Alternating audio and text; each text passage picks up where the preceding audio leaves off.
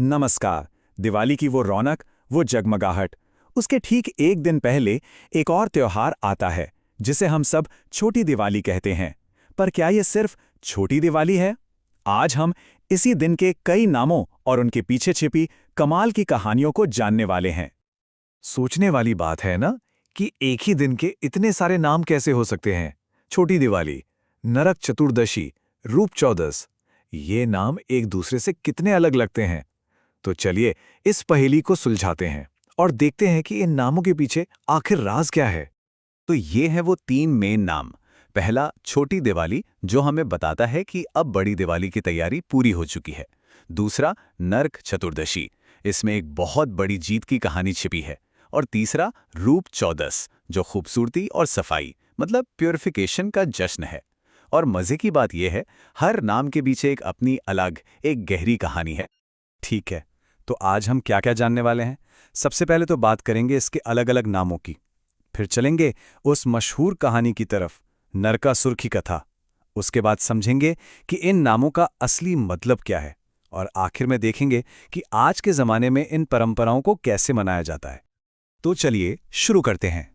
सबसे पहले ये समझते हैं कि आखिर ये दिन आता कब है और इसके जो इतने सारे नाम हैं वो हमें क्या बताने की कोशिश कर रहे हैं। अच्छा, इसके कई नामों में एक शब्द कॉमन है, चतुर्दशी। संस्कृत में इसका मतलब होता है 14वां दिन, और यही शब्द हमें इसकी एग्जैक्ट डेट बताता है। ये त्योहार हिंदू कैलेंडर के हिसाब से कार्तिक महीने के अंधेरे वाले पक्ष यानी कृष्ण पक्ष के 14वें दिन मनाया जाता है। अब इन नामों का पूरा मतलब समझने के लिए हमें थोड़ा सा हिस्ट्री में जाना पड़ेगा। एक कहानी सुननी होगी, एक बहुत ताकतवर, बहुत जालिम असुर की, जिसका अंत इसी दिन हुआ था। तो कहानी है नरकासुर की। एक ऐसा असुर राजा जिसे अपनी ताकत का इतना घमंड हो गया था कि उसने धरती और स्वर्ग दोनों जगह कोहराम मचा रखा था। मतलब उसके राज में हर तरफ बस डर और मायूसी का माहौल था। और उसकी क्रूरता का अंदाजा इस बात से लगाया जा सकता है कि उसने, सोचकर देखिए, 16,000 महिलाओं को अपने महल में कैद कर रखा था। 16,000! ये सिर्फ एक नंबर नहीं है, ये उसके जुल्म की इंतहा थी। तो जब नरकासुर का जुल्म हद से ज्यादा बढ़ गया और देवता भी उसे नहीं हरा पाए, तो सब मिलकर भगवान कृष्ण के पास मदद के लिए पहुंचे। और तब कृष्ण अपनी पत्नी सत्यभामा के साथ इस बुरी ताकत का सामना करने के लिए युद्ध के मैदान में उतरे। और फिर उसी दिन यानी कार्तिक महीने के कृष्ण पक्ष के 14वें दिन एक जबरदस्त लड़ाई के बाद कृष्ण और सत्यभामा ने नरकासुर का अंत कर दिया। और ये सिर्फ एक असुर की मौत नहीं थी, ये असल में बुराई पर अच्छाई की और अंधेरे पर रोशनी की एक बहुत बड़ी जीत थी। तो अब हम कहानी जान गए हैं, अब वापस आते हैं उन नामों पर और देखते हैं कि ये कहानी उनसे कैसे जुड़ती है। यहीं पर सब कुछ सेंस बनाने लगता है। ये देखिए कितना सीधा सा कनेक्शन है। नरक चतुर्दशी का नाम पड़ा नरक आसुर के वध से, जो चतुर्दशी यानी 14वें दिन हुआ था। सिंपल। और रूप चौदस ये कहानी के अगले हिस्से से आता है। लड़ाई के बाद जब भगवान कृष्ण ने स्नान किया था, तो वो सिर्फ एक साधारण स्नान नहीं था, वो एक तरह से तन और मन की शुद्धि का प्रतीक बन गया। और इसीलिए इस दिन को रूप यानी सुंदरता से जोड़ा गया। और फिर आता है तीसरा नाम, छोटी दिवाली। ये नाम इसके प्रैक्टिकल साइड को दिखाता है। मतलब ये बड़ी दिवाली से ठीक पहले का दिन है, जब घर की साफ सफाई, सजावट, लाइटिंग सब कुछ एकदम फाइनल हो जाता है। एक तरह से ये मेन इवेंट के लिए ड्रेस रिहर्सल जैसा है।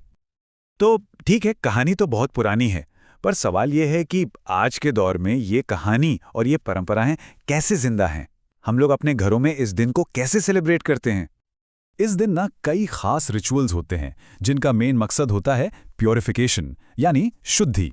जैसे अभ्यंग स्नान, मतलब सूरज उगने से पहले तेल से नहाना। माना जाता है कि इससे तन और मन की सारी गंदगी धुल जाती है।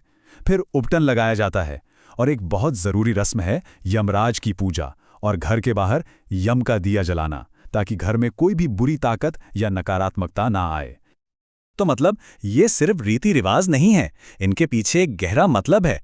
ये असल में अपने अंदर के अंधेरे को, अपनी सारी नेगेटिविटी को खत्म करने का एक सिंबॉलिक तरीका है, ताकि हम अपनी जिंदगी में पॉजिटिव एनर्जी और रोशनी का स्वागत कर सकें। कह सकते हैं कि ये दिवाली के लिए स्पिरिचुअल लेवल पर तैयार होने का आखिरी स्टेप है।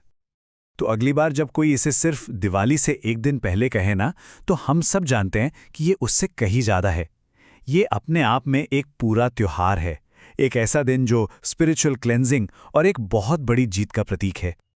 आखिर में अगर इस पूरे दिन का मतलब एक लाइन में समझना हो तो वो ये है, ये अंधेरे पर रोशनी की जीत का दिन है, पाप पर पुण्य की जीत का दिन है, और यही है छोटी दिवाली की असली स्पिरिट। और ये बात हमें सोचने पे मजबूर करती है ना, कि हम जो त्योहार हर साल मनाते हैं उनके पीछे ऐसी कितनी ही कहानियां छुपी होंगी जिनके बारे में हम जानते तक नहीं। शायद अब वक्त है कि हम इन कहानियों को फिर से खोजें और उनके असली मतलब को समझें।